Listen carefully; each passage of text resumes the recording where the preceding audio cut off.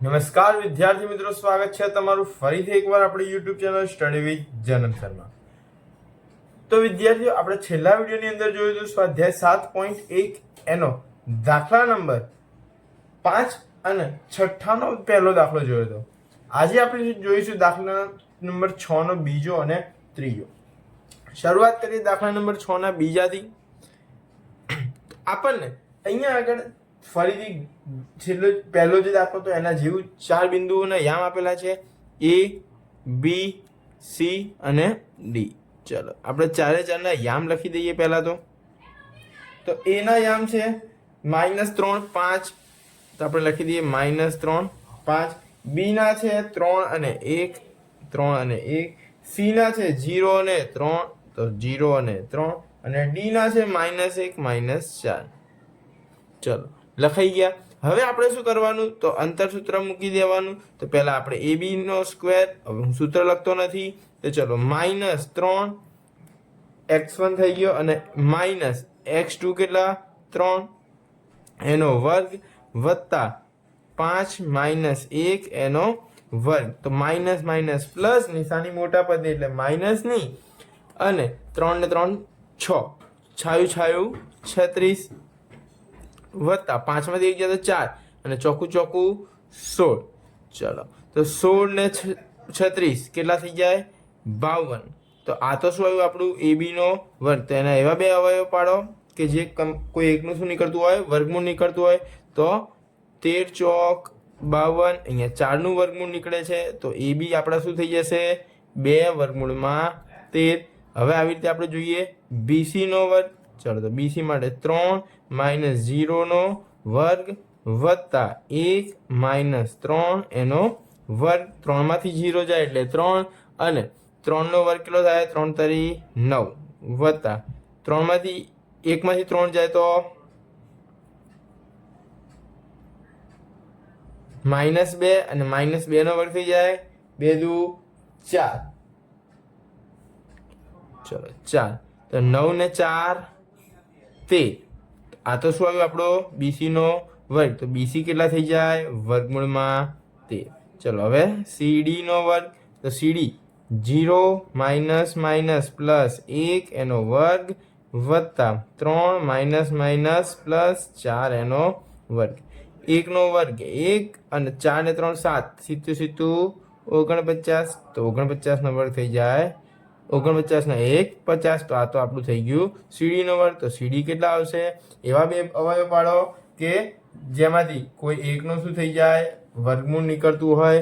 તો 25 દુ 50, તો 25 નું વર્ગમૂળ નીકળે 5 વર્ગમૂળમાં 2.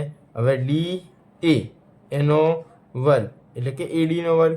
તો -3 -+ 1 એનો વર્ગ વત્તા 5 -+ 4 એનો વર્ગ. તો -2 -3 વત્તા 1 એટલે -2, અને -2 નો વર્ગ 4 વત્તા 5 ને 4 9, 9 81. તો DA નો સ્ક્વેર કેટલો આવ્યો આપણો 81 ને 4 85. તો આપણે DA એટલે કે આ 85 માંથી કોઈ એવી સંખ્યા છે જેનો વર્ગ નીકળતો હોય તો કાઢવાનો, ના નીકળતો તો નહીં કાઢવાનો. ના નથી થતું તો 85 એમના એમ. ચલો હવે એના બે વિકર્ણો કયા થાય, તો ABCD એટલે AC નો વર્ગ બરાબર -3 -0 એનો વર્ગ વત્તા 5 -3 એનો વર્ગ. માઇનસ માઇનસ પ્લસ, નિશાની મોટા પદે એટલે માઇનસ ની, -3 જવાબ આવ્યો આપણો. તો -3 તરી 9 વત્તા 5 માંથી 3 જાય તો 2, ને 2 દુ 4, 9 ને 4 13. તો આ તો આવ્યું આપણું AC નો વર્ગ. તો AC કેટલા થઈ જાય વર્ગમૂળમાં 13. ચલો આની બાજુમાં જ આપણે કરી દઈએ બીજો. તો BD નો વર્ગ. તો B કેટલા છે એમાં x1 3 -+ 1 નો વર્ગ વત્તા 1 -+ 4 નો વર્ગ.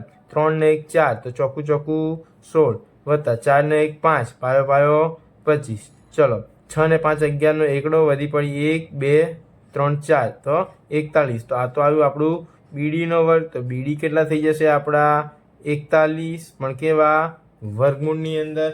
તો જુઓ અહીંયા આગળ આપણને એ જોવા મળ્યું ચતુષ્કોણ બનતો નથી, તો ચતુષ્કોણ ન રચાય. ચલો હવે આપણે જોઈએ એનો દાખલા નંબર 3. દાખલા નંબર 3 ની રકમમાં બી આપણે એમના યામ લખી દઈએ A B C અને D. ચલો એ કેટલા આપ્યા છે 4 અને 5, B કેટલા આપ્યા છે 7 અને 6, C કેટલા આપ્યા છે 4 અને 3, D કેટલા આપ્યા છે 1 અને 2. ચલો સૌથી પહેલા AB નો વર્ગ બરાબર 4 - 7 એનો વર્ગ વત્તા 5 - 6 એનો વર્ગ. તો 4 માંથી 7 જાય તો -3 ને -3 નો વર્ગ 9 વત્તા 5 માંથી 6 જાય તો 1 અને 1 નો વર્ગ 1. તો અહીંયા આપણો જવાબ શું આવ્યો 10. 10 ની એવી કોઈ અવયવ પડે કે એમાંથી કોઈ એકનું વર્ગમૂળ નીકળતું હોય ના, તો અહીંયા આપણો જવાબ શું આવશે વર્ગમૂળમાં 10.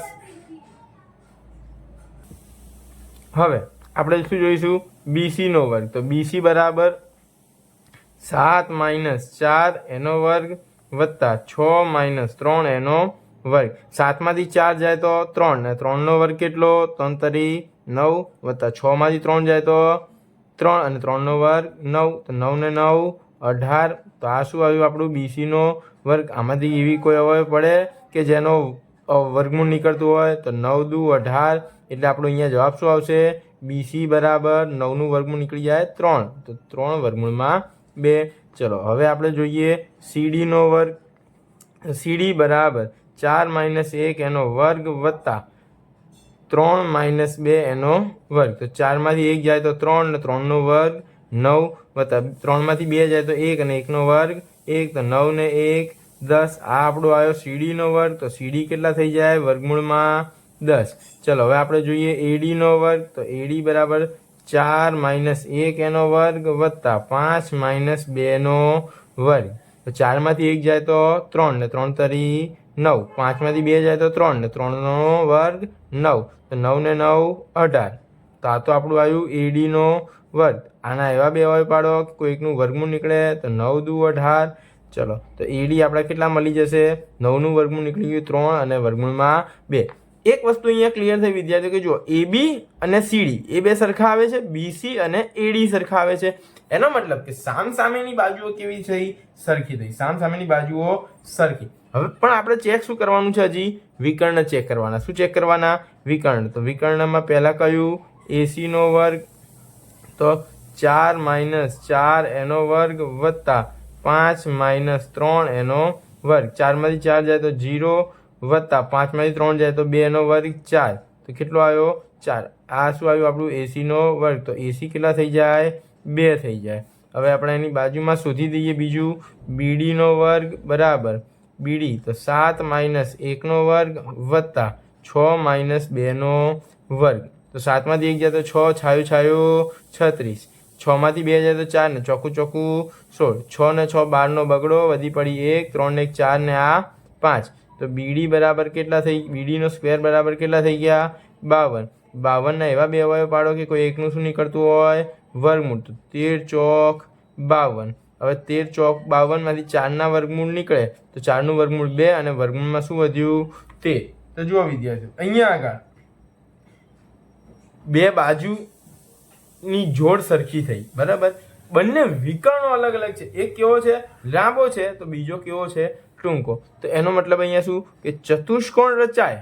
શું રચાય ચતુષ્કોણ રચાય. પણ કેવો રચાશે તો કેવો રચાય તો સમાંતર બાજુ રચાય. કેવો રચાય સમાંતર બાજુ. ચતુષ્કોણ રચાય છે કારણ કે સામસામેની બાજુઓ સરખી છે. કેવી છે સામસામેની બાજુઓ સરખી અને વિકર્ણ અલગ અલગ માટે સમાંતર બાજુ ચતુષ્કોણ રચાય. કયો ચતુષ્કોણ રચાય સમાંતર બાજુ ચતુષ્કોણ રચાય. આઈ હોપ વિદ્યાર્થીઓ તમને આ બંને દાખલાની અંદર સમજણ પડી હશે. જો વિદ્યાર્થીઓ તમને દાખલાની અંદર સમજણ પડી હોય તો વિડીયોને લાઈક કરો, તમારા અન્ય વિદ્યાર્થી મિત્રો સાથે શેર કરો અને ચેનલને સબસ્ક્રાઇબ કરવાનું ભૂલશો નહીં.